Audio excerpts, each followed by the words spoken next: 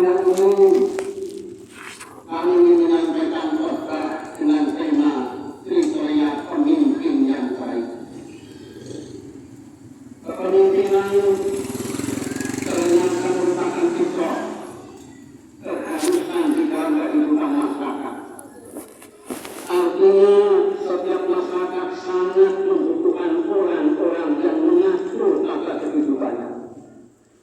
Tanpa kepemimpinan di masyarakat, sangat sulit membangun tata kehidupan di masyarakat tersebut dengan baik.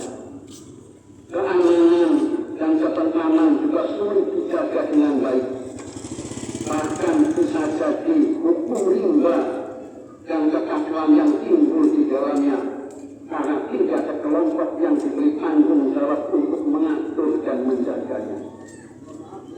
Karena itu tugas-tugas pemimpin di masyarakat itu sangat berat. Makin besar dan makin luas masyarakat serta wilayah yang dipimpinnya, makin beratlah tanggung jawab kepentingannya.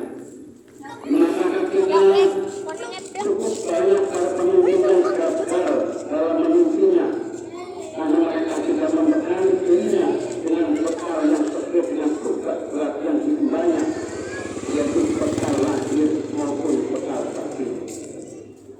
Hadirin sekalian rahmatullah, Islam adalah agama yang agung, agama yang paling sempurna, dan agama yang menuntun umat manusia ke dalam kehidupan yang membawa ketentraman dan kedamaian.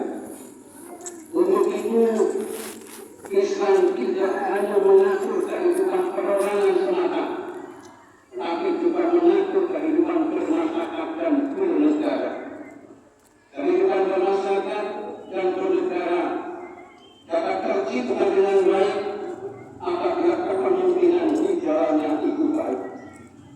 Mengingat tanggung jawab yang begitu berat dalam mengemban tugas-tugas kepemimpinan, maka Islam telah memberikan beberapa kriteria tentang pemimpin yang baik, yang dengan kriteria-kriteria tersebut maka seorang pemimpin baik yang besar maupun yang kecil akan mampu memikul amanah Allah dan tanggung jawab yang berat.